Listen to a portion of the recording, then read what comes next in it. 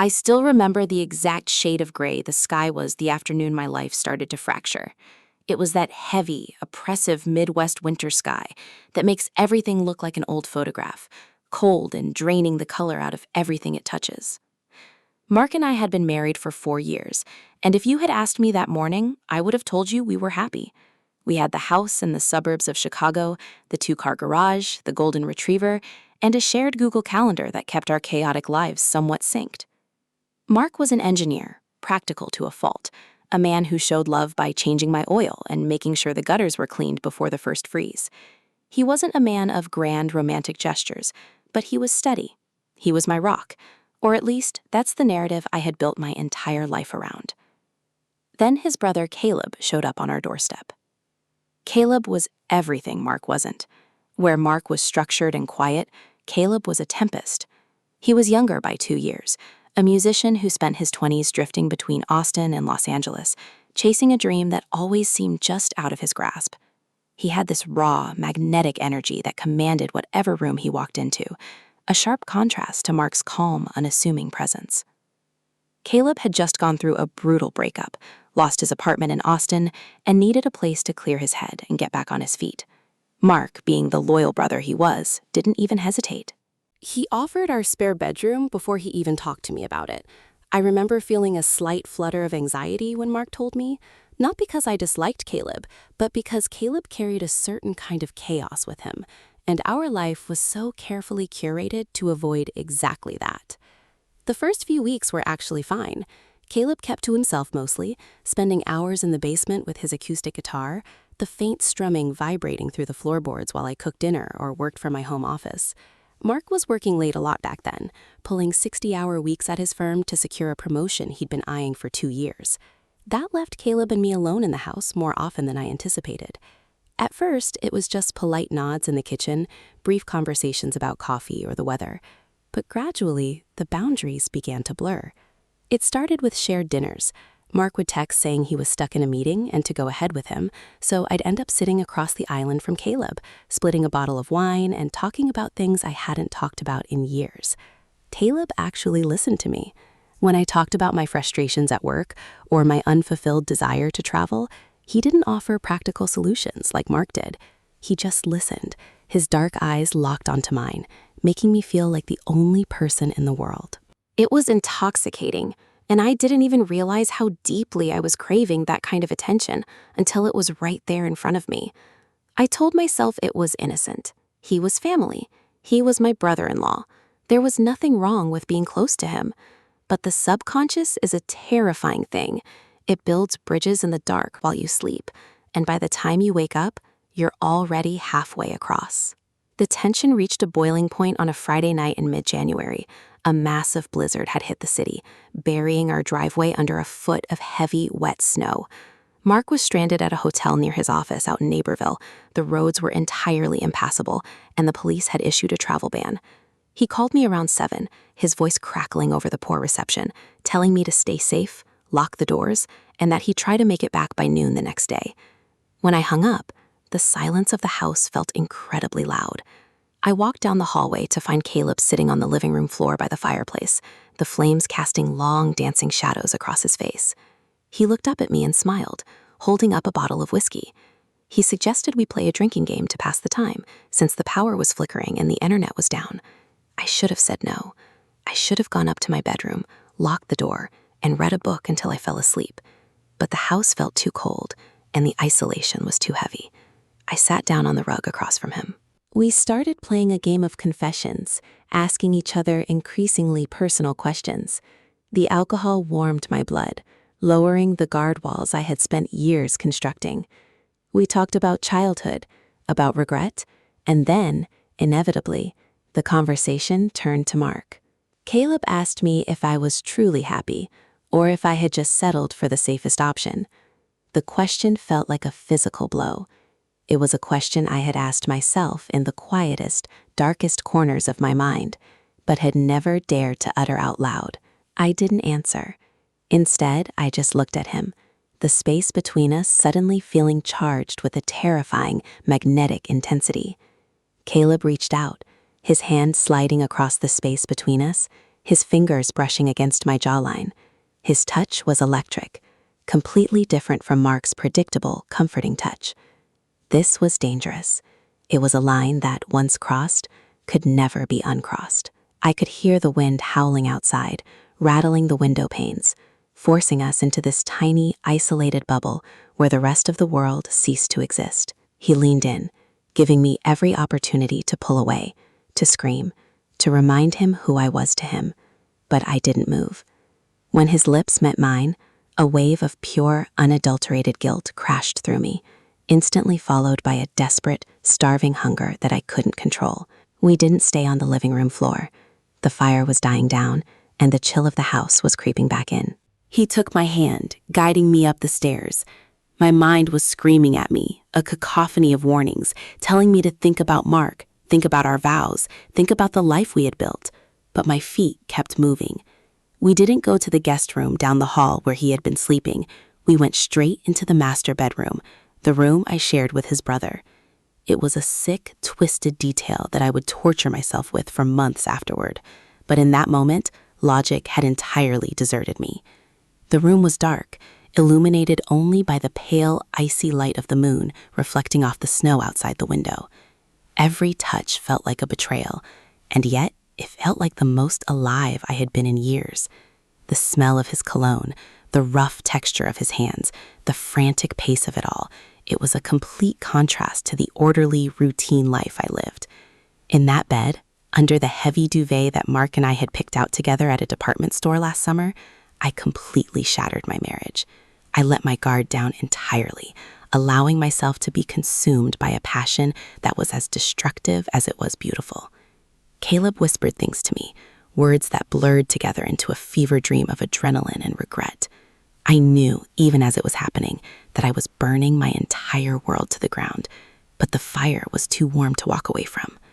When it was over, the reality of what we had done descended upon the room like a suffocating shroud. The silence returned, heavier and uglier than before. Caleb lay beside me, staring at the ceiling, the immediate regret radiating off him in waves. I sat up, pulling the sheets tight around my chest, suddenly feeling exposed and utterly reviled by my own actions.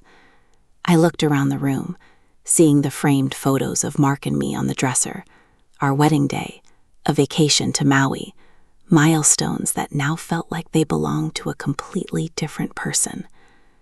The weight of the betrayal pressed down on my chest so hard I could barely breathe. Caleb reached out to touch my shoulder, but I flinched away from him, the spell completely broken. He got up quietly, gathered his clothes from the floor, and left the room without saying a single word, closing the door softly behind him. I was left alone in the dark, listening to the relentless wind outside, realizing that my life would never, ever be the same again. I didn't sleep for the rest of that night. I just lay there in the dark, staring at the ceiling, watching the headlights of the occasional snowplow crawl across the walls, casting distorted shadows that looked like monsters. Every muscle in my body was tense, braced for a blow that hadn't landed yet. The sheets smelled like Caleb, a sharp, woodsy scent that felt like an accusation etched into the fabric of my bed. Around 4 a.m, I couldn't take it anymore. I dragged myself out of bed, stripped the sheets off with frantic, trembling hands, and carried them down to the laundry room in the basement. I poured in a double measure of detergent, watching the water swirl, desperate to wash away the physical evidence of what I'd done, even though I knew the stain on my conscience was permanent. By sunrise, the blizzard had passed, leaving behind a pristine, blinding blanket of white that felt entirely mocking. The world outside looked clean and perfect, while everything inside me felt ruined.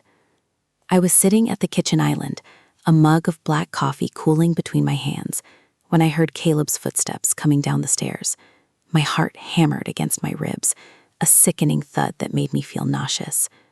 He walked into the kitchen, wearing a gray hoodie, looking entirely exhausted. He wouldn't look me in the eye. He poured himself a cup of coffee, stood by the sink, and stared out at the snow-covered backyard. The silence between us was suffocating, a heavy, toxic cloud that filled every inch of the room. When he finally spoke, his voice was a low, rough whisper. He said he was sorry. He said he never meant for this to happen, that he respected Mark, and that he hated himself for what we'd done. Hearing him say it out loud only made the reality sharper, cutting deeper into my chest. I told him he had to leave. I didn't say it with anger. I said it with a dead, hollow finality.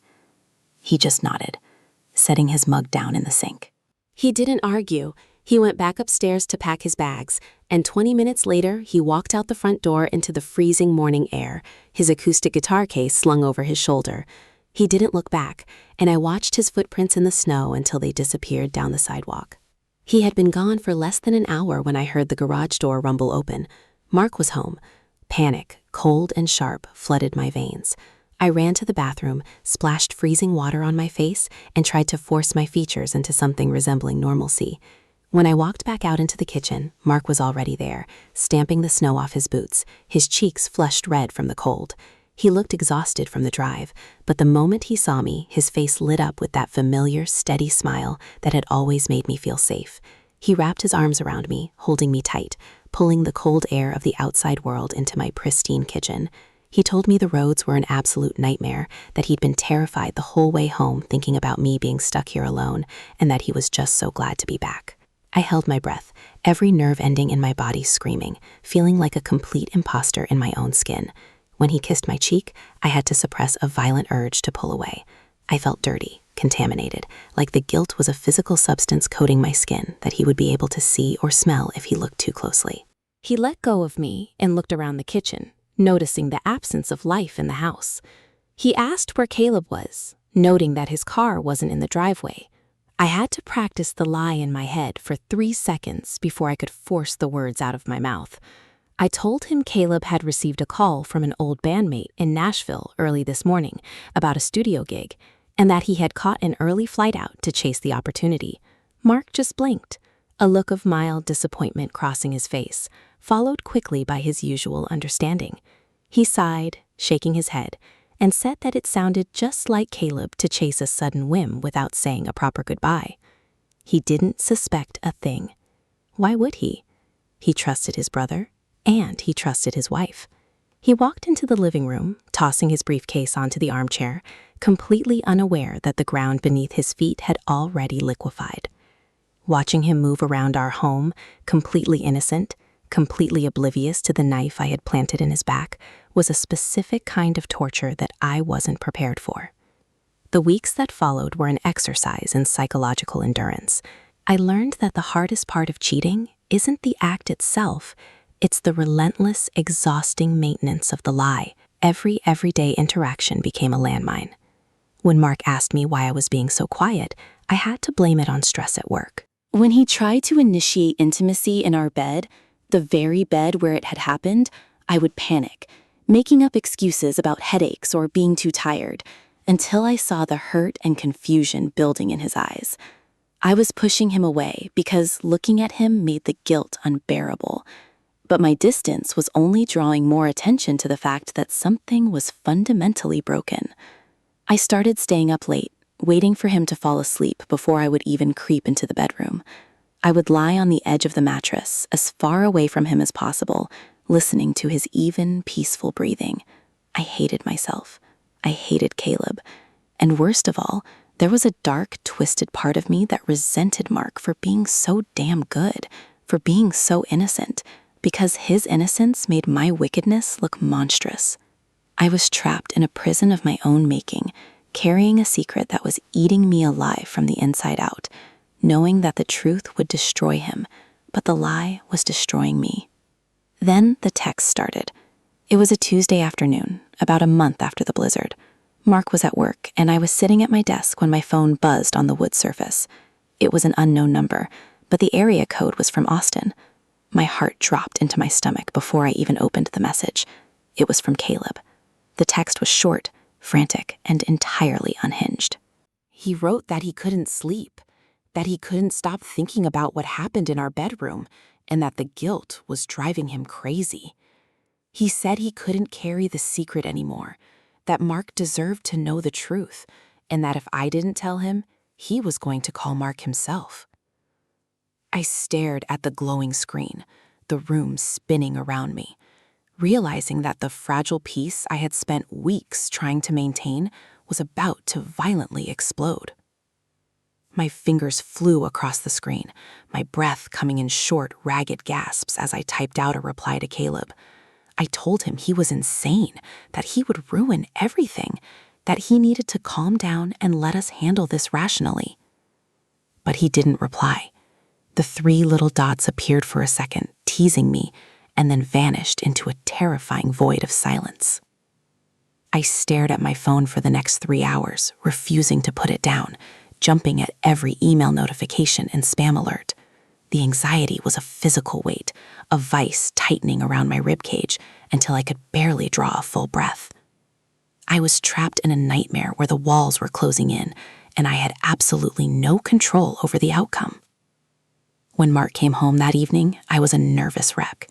Every time his phone buzzed on the kitchen counter, my stomach did a violent flip. I found myself hovering near his keys, eyeing his device, wondering if I should steal it, delete Caleb's number, or block him entirely. But I knew that was temporary. If Caleb was truly unraveling, a blocked number wouldn't stop him. He'd find another way. Mark noticed my agitation almost immediately. He asked me if I was feeling okay, reaching out to press the back of his hand against my forehead to check for a fever. His touch, so gentle and filled with genuine concern, felt like a brand of hot iron searing into my skin. I flinched away, mumbling something about a migraine, and retreated to the bathroom just to escape his eyes. I locked the door, leaned against the sink, and looked at myself in the mirror. I barely recognized the woman staring back at me. There were dark circles under my eyes, and my skin looked pale and hollow. I looked like a criminal, because I was one. I had stolen Mark's peace, his trust, his future. And for what? For a fleeting moment of adrenaline on a cold winter night with a man who didn't even care enough to stay? The sheer stupidity of it all was what hurt the most. I had bartered a lifetime of stability and genuine love for a handful of ashes. The next morning, the shoe finally dropped. It was a Thursday, and Mark was working from his home office down the hall. I was down in the kitchen making a pot of coffee, trying to ground myself in the mundane routine of everyday life. Suddenly, I heard Mark's voice carry down the hallway. He wasn't yelling, but his tone had this sharp, strained quality that made the hairs on the back of my neck stand up. He was on the phone. I crept up the stairs, my bare feet making no sound on the hardwood, and stood just outside his cracked office door. My chest was tight, my heart hammering so loud I was certain he'd hear it through the wood. I could only hear his side of the conversation, but it was more than enough to piece the horror together. He was saying Caleb's name. His voice was trembling, a rare and terrifying sound for a man as stoic as Mark. He kept asking him to repeat what he just said, his voice dropping into a register of pure, unadulterated shock. "What do you mean, Caleb? What are you talking about?" There was a long pause, a silence that felt like the drop of a guillotine. Then Mark's voice cracked. "In our house, in our bed." The world tilted on its axis. The air left my lungs entirely, and for a second, my knees buckled. It was happening. The lie had collapsed, and the truth was rushing in like a tidal wave, ready to drown us both. I heard the sound of Mark's phone hitting the desk, followed by a heavy, choked sound that didn't even sound human. It was the sound of a man's spirit breaking in real time. I stood frozen in the hallway, completely paralyzed by my own cowardice, unable to walk into the room, but unable to run away. The door swung open, and Mark stood there. He looked completely unrecognizable. The steady, calm engineer was gone. In his place stood a man whose face was entirely drained of color, his eyes bloodshot and wide with a mixture of agony and disbelief. He held his phone in his trembling hand, staring at me like I was a ghost or a monster. He didn't say a word at first. He just looked at me, the silence between us expanding until it filled the entire house, heavier than the blizzard that had started all of this. When he finally spoke, his voice was barely a whisper, but it cut through me like a razor blade. He asked me if it was true. He didn't specify what it was, because we both knew. He held out his phone, and on the screen was a long, detailed text message from Caleb, detailing everything that had happened that night in our master bedroom. Caleb had laid it all out, every sordid detail, driven by some twisted need to purge his own guilt, completely disregarding the wreckage he was leaving behind. I tried to speak, to offer some kind of explanation, some kind of lie that could somehow patch the massive, gaping hole in our lives, but my throat was entirely dry. No words came out. My silence was the ultimate confession.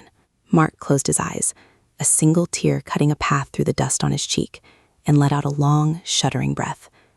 He looked at me one last time, a look of profound disgust and betrayal that will be burned into my retinas for the rest of my days. And then he walked past me down the stairs, his footsteps heavy and final. The front door clicked shut behind him, and the sound echoed through the empty house like a gunshot. I stood at the top of the stairs, my body completely numb, listening as his boots crunched against the gravel of the driveway outside. A few seconds later, the low rumble of his truck engine started up, followed by the sharp spin of tires on the street as he sped away into the afternoon. He didn't pack a bag. He didn't grab a coat. He just left, leaving me alone in the massive, hollow shell of the life we had spent nearly half a decade building together. I sank down onto the top step, burying my face in my hands, and finally let the tears come. It wasn't a gentle cry. It was a violent, suffocating sob that tore through my chest until my throat was raw. The weight of what I had done finally crashed down on me with its full, unyielding force. I had spent weeks running from the guilt, hiding behind excuses and silence, but now there was nowhere left to hide. The truth was out in the open, raw and ugly, and I was entirely exposed as the architect of my own destruction. The next 3 days were a blur of absolute silence and agonizing stillness. I didn't leave the house. I couldn't bring myself to step outside and face the neighbors or the sun or the reality of the world continuing to turn while mine had completely ground to a halt. I kept my phone next to me at all times, staring at the dark screen, praying for a text, a call, a sign that Mark was alive, that he was safe, even if he hated me. I called him dozens of times, but every single call went straight to voicemail, my own desperate voice echoing back at me in a series of unreturned recordings. I texted him apologies, long paragraphs of remorse, explaining how much I loved him, how much I regretted that night, but the messages just sat there, unread, digital ghosts in the ether. On the 4th morning, a man in a dark suit walked up our front porch and slipped a thick manila envelope through the mail slot. I didn't even need to open it to know what it was. The bold, legal lettering of a prominent family law firm in downtown Chicago stared up at me from the front page. Divorce papers. Mark wasn't coming back to negotiate. He wasn't looking for couples therapy or a long, drawn-out explanation. He had made his decision with the same quiet, efficient practicality he applied to everything else in his life. He was cutting the infection out of his life, and I was the infection. The paperwork was incredibly thorough, detailing an equitable split of our assets, but the message between the lines was crystal clear. He wanted nothing to do with me ever again. He was giving me the house, the furniture, the keys to a life that no longer had any meaning, while he took his freedom and his dignity. I signed the papers that very afternoon, my hand shaking so violently that ink smeared across the bottom of the page. I didn't fight him on anything. I didn't deserve to fight. It was the only shred of respect I had left to offer him, to let him go without making him suffer through a legal battle against the woman who had already broken his heart. A month later, I packed up the last of my belongings into cardboard boxes and walked through the empty rooms of the house one last time. The living room where Caleb and I had sat by the fire was now completely bare, the hardwood floors scratched and dusty. The master bedroom, the place where the betrayal had physically manifested, looked smaller now without the bed, just 4 blank walls, trapping the ghost of a memory I would spend the rest of my life trying to forget. I loaded the boxes into my car, locked the front door, and left the keys under the mat for the real estate agent. I moved into a small, anonymous apartment closer to the city, a place with no history, no memories, and no reminders of the woman I used to be. Caleb tried to call me once, a few weeks after the paperwork was finalized, his number popping up on my screen on a rainy Tuesday night. I didn't answer. I blocked his number immediately, deleting his contact info from my phone forever. I didn't hate him anymore. The anger had faded into a dull, hollow indifference. I realized that Caleb hadn't forced me into anything. He was just the mirror that showed me how fragile my own foundation really was. And looking at him would only ever remind me of the worst version of myself. Sometimes when the city gets quiet in the early hours of the morning, I find myself sitting by the window, watching the traffic crawl along the highway in the distance. I wonder where Mark is, if he's found a new apartment, if he's managed to smile again, or if the ghost of his brother's betrayal still follows him into every room he enters. I know I will carry the secret, this heavy, permanent scar on my character, into every future relationship I ever attempt to build. I ruined the best thing that ever happened to me for a moment of fleeting warmth. And the hardest part of it all isn't the loneliness or the judgment from the outside world. It's the realization that when the snow finally melted, I was the only monster left standing in the wreckage.